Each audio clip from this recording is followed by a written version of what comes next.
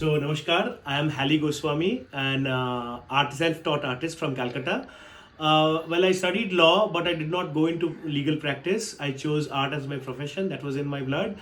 And more specifically, sacred arts, I would say. So, my inspiration is India, Indian arts, and also in specific Bengal art in particular, Patachitra, and all these traditions which are on the brink of extinction. And one of the things that I often see in India is that Indians, Bengalis, and other Indians, they are not aware of their own traditions, and that's how there are numerous traditions, painting, singing, and different, which kind of gets faded away and goes into oblivion. So I think it's important for every artist to come forward and preserve those. It could be Kerala murals, it could be Odisha Patachitra, it can be Bengal Patachitra. And also due to effect of realism, realistic art and Western art, these traditional idioms are also changing. If you see the Kerala mural which is 100 years back, or if you see a Tanjore painting 100 years back and the one that's made now, there is visible signs of difference. So what I try to do is to go back to these old art, specifically Bengal's art, and try to revive them in my own individual capacity, because I cannot change the entire art scenario with an individual effort, but I can do whatever I can. And also, I believe that Indian artists have to have a deep mooring in Indian spirituality. Whether it's an Indian artist of dance or music or painting, if you are not rooted to Indian spirituality, the fountainhead of creativity would not flow, or rather, it will not flow in an Indic way. So, and I also believe the opposite theory of what average Western art would like to believe, that melancholy gives birth to art. But I think in India, it is spiritual bliss, the Bhumananda, which gives birth to art. Sorry, pardon me. So I think we need to understand and shift our focus on art from the Eurocentric perspective to a quintessentially Indian perspective.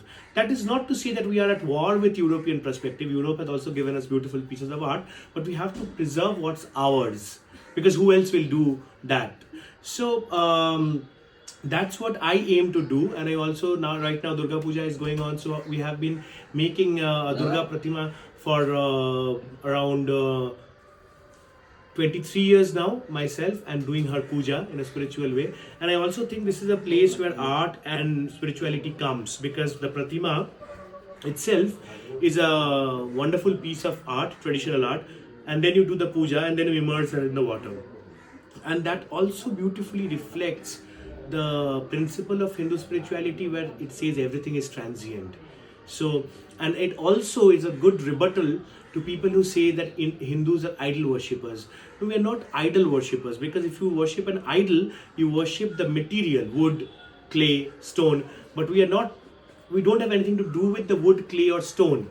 We have to do with the prana that is in the idol. So in the Dashami, on the last day, you take back the prana in your heart, and then the idol becomes ineffective, and then you immerse her. So that's again a good rebuttal that we are not idol worshippers, we are ideal worshippers, and we are also in worshipping the prana. And where is the prana coming? The act of prana pratishtha. It's not like as if that God is descending from the heavens. It is your own consciousness whom you are transforming into Durga first through a series of specific rituals, and then you are, with your breath, you are bringing her out from your body and infusing her into the clay pratima, and then you are worshipping her. So basically, it's again the same concept that we as individual jivas are parts and parcels of the same cosmic whole. So, but because we are unable to sense that, we need to take ashray or support of an image so that you can do the worship. So that is the idea, I think. And these 4 days are, it's an explosion of art and spirituality. Like you can see this painting here. It's also one of the revival. So it apparently may look Tibetan or Buddhist, but this is actually quintessentially Bengal's style of art. Bengal was the region of what is now Bengal, Bangladesh, and Bihar was the last Buddhist empire of India. So, and because they ruled over Nalanda, Vikramshila, Bodh Gaya, and this, all the Buddha lands, that's why all the people from Tibet, from China to Sri Vijaya Empire, Southeast Asia, Cambodia, they used to come here to study in the universities before the coming of Islam. And that's how the scholars of Bengal went to Tibet and spread this art. So Tibetan chroniclers have maintained that how the Tibetan art originally comes from Bengal region. But then what happened when the invasion and political turmoils happened, the art completely became extinct in Bengal. So my target was to bring back what is quintessentially Bengal.